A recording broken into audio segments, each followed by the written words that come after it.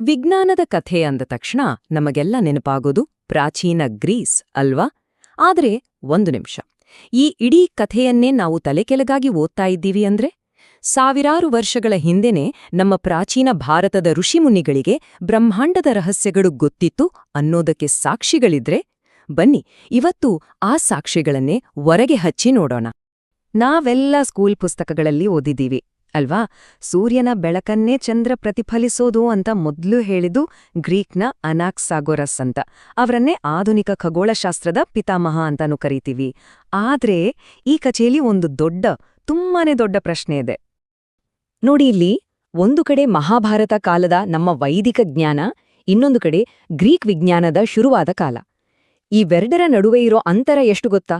ಬರೋಬ್ಬರಿ 4500 ವರ್ಷಗಳು. ಇದೇನು ಚಿಕ್ಕ ಗ್ಯಾಪ್ ಅಲ್ಲ. ಈ ಟೈಮಲ್ಲಿ ಇಡೀ ನಾಗರಿಕತೆಗಳೇ ಹುಟ್ಟಿ ಬೆಳೆದು ಮಾಯವಾಗಿ ಹೋಗ್ತವೆ.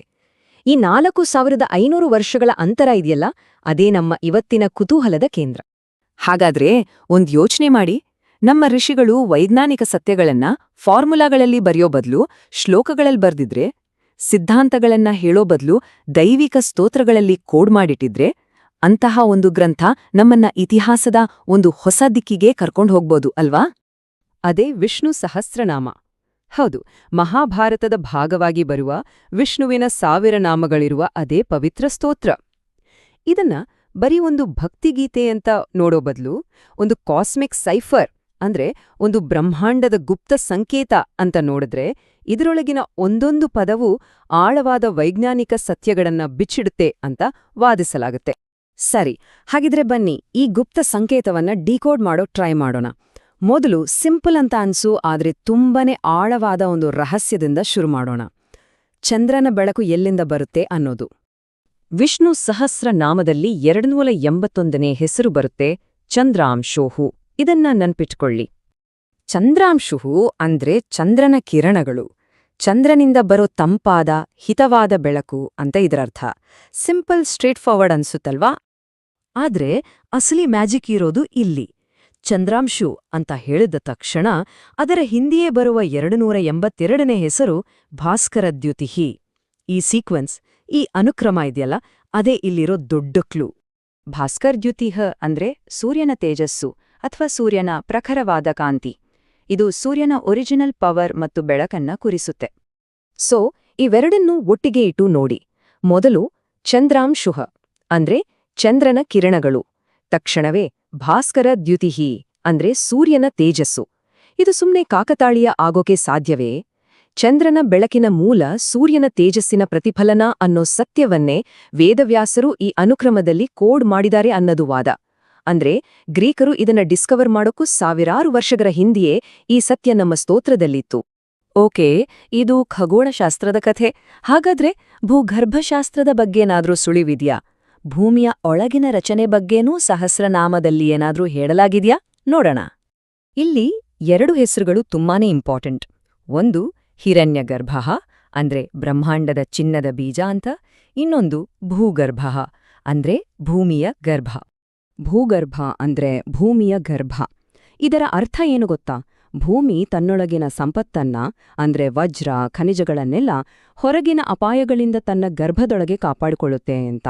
ಇವತ್ತಿನ ಮಾಡರ್ನ್ ಜಿಯಾಲಜಿಯಲ್ಲಿ ನಾವು ಭೂಮಿಯ ಪದರಗಳು ಅಂತ ಓದ್ತೀವಲ್ಲ, ಆ ಕಾನ್ಸೆಪ್ಟ್ಗೆ ಇದು ಎಷ್ಟು ಹತ್ತಿರ ಇದೆ ಅಲ್ವಾ? ಇದು ಕೇವಲ ಚಂದ್ರ ಭೂಮಿಯಷ್ಟೇ ಅಲ್ಲ. ಈ ಟೇಬಲ್ ನೋಡಿ. ವಿಶ್ವರೇತ ಅಂದ್ರೆ ಬ್ರಹ್ಮಾಂಡದ ಬೀಜ. ಇದು ಇವತ್ತಿನ ಸಿಂಗ್ಯುಲಾರಿಟಿ ಥಿಯರಿಗೆ ಹತ್ರವಾಗಿದೆ. ವಿಸ್ತಾರ ಅಂದ್ರೆ ವಿಸ್ತರಿಸುವವನು. ಇದು ನಮ್ಮ ಎಕ್ಸ್ಪ್ಯಾಂಡಿಂಗ್ ಯೂನಿವರ್ಸ್ ಅಥವಾ ಬಿಗ್ ಬ್ಯಾಂಗ್ ಥಿಯರಿಯ ಮೂಲ. ಹೀಗೆ ಇಡೀ ಸಹಸ್ರನಾಮದಲ್ಲಿ ಈ ಥರದ ಅದೆಷ್ಟೋ ಸೈಂಟಿಫಿಕ್ ಐಡಿಯಾಗಳು ಅಡಗಿವೆ ಅಂತ ವಾದಿಸಲಾಗತ್ತೆ. ಇಲ್ಲಿ ಮುಂದೆ ದೊಡ್ಡ ಪ್ರಶ್ನೆ ಬರುತ್ತೆ. ಆ ಕಾಲದಲ್ಲಿ ಟೆಲಿಸ್ಕೋಪ್ ಇರ್ಲಿಲ್ಲ, ಬೇರೆ ಯಾವ ಮಾಡರ್ನ್ ಉಪಕರಣಗಳೂ ಇರ್ಲಿಲ್ಲ. ಹಾಗಾದ್ರೆ ಈ ಜ್ಞಾನವನ್ನೆಲ್ಲ ಅವರು ಹೇಗೆ ಸಂಪಾದಿಸಿದ್ರು? ಇಲ್ಲಿದ್ದಾನೆ ಪ್ರಾಚೀನ ಮತ್ತು ಆಧುನಿಕ ಜ್ಞಾನವನ್ನ ಪಡೆಯೋ ದಾರಿಗಳ ನಡುವಿನ ವ್ಯತ್ಯಾಸ ನಮ್ಗೆ ಗೊತ್ತಾಗೋದು. ವೆಸ್ಟರ್ನ್ ಸೈನ್ಸ್ ಇದೆಯಲ್ಲ, ಅದು ಬಾಟಮ್ ಅಪ್ ಅಪ್ರೋಚ್.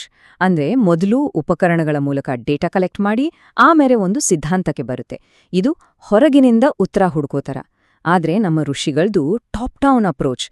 ಅವರು ದೃಷ್ಟಿ ಅನ್ನೋ ನೇರ ಗ್ರಹಿಕೆಯ ಮೂಲಕ, ಅಂದ್ರೆ ಆಳವಾದ ಧ್ಯಾನದ ಸ್ಥಿತಿಯಲ್ಲಿ ಬ್ರಹ್ಮಾಂಡದ ಸತ್ಯಗಳನ್ನ ತಮ್ಮ ಪ್ರಜ್ಞೆಯಲ್ಲೇ ನೇರವಾಗಿ ನೋಡ್ತಿದ್ರು.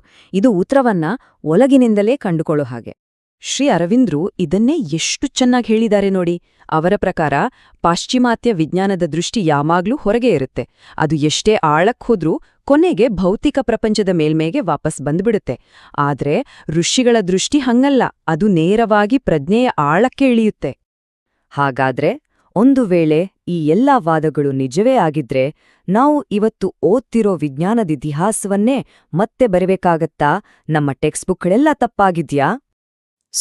ಇವತ್ತು ನಾವು ಮಾತಾಡಿದ್ದನ್ನ ಒಮ್ಮೆ ಸಾರಾಂಶ ಮಾಡೋದಾದ್ರೆ, ವಿಷ್ಣು ಸಹಸ್ರನಾಮ ಕೇವಲ ಒಂದು ಸ್ತೋತ್ರ ಅಲ್ಲ, ಅದೊಂದು ಸೈಂಟಿಫಿಕ್ ಕೋಡೆಡ್ ಟೆಕ್ಸ್ಟ್ ಅಂತ ವಾದಿಸಲಾಗಿದೆ. ಚಂದ್ರನ ಬೆಳಕು, ಭೂಮಿಯ ರಚನೆಯಂತಹ ವಿಷಯಗಳು ಅದರ ಹೆಸರುಗಳಲ್ಲೇ ಅಡಗಿವೆ. ಈ ಜ್ಞಾನವನ್ನ ಫಿಸಿಕಲ್ ಇನ್ಸ್ಟ್ರೂಮೆಂಟ್ಸ್ನಿಂದ ಅಲ್ಲ, ದೃಷ್ಟಿ ಅನ್ನೋ ಆಂತರಿಕ ಶಕ್ತಿಯಿಂದ ಪಡೆಯಲಾಗಿದೆ. ಇದೆಲ್ಲ ನಿಜವೇ ಆಗಿದ್ದಲ್ಲಿ ವೈಜ್ಞಾನಿಕ ಚಿಂತನೆ ಶುರುವಾಗಿದ್ದು ಗ್ರೀಸ್ನಲ್ಲಲ್ಲ, ಅದಕ್ಕೂ ಸಾವಿರಾರು ವರ್ಷಗಳ ಮುಂಚೆ ಭಾರತದಲ್ಲಿ. ಕೊನೆಗೆ ಒಂದು ಪ್ರಶ್ನೆಯೊಂದಿಗೆ ಈ ಚರ್ಚೆಯನ್ನ ಮುಗಿಸೋಣ. ಪ್ರಾಚೀನ ಜ್ಞಾನ ಮತ್ತು ಆಧುನಿಕ ವಿಜ್ಞಾನ ಇವೆರಡೂ ಒಂದೇ ಸತ್ಯವನ್ನು ಹೇಳೋಕೆ ಪ್ರಯತ್ನಿಸ್ತಿರೋ ಎರಡು ಬೇರೆ ಬೇರೆ ಭಾಷೆಗಳಿರಬಹುದಾ? ಒಂದು ದಾರಿ ಹೊರಗಿನಿಂದ ಒಳಗೆ ಬಂದ್ರೆ, ಇನ್ನೊಂದು ಒಳಗಿನಿಂದ ಹೊರಗೆ ಹೋಗುತ್ತೆ, ಅಷ್ಟೇನಾ? ಈ ಬಗ್ಗೆ ಯೋಚನೆ ಮಾಡಿ.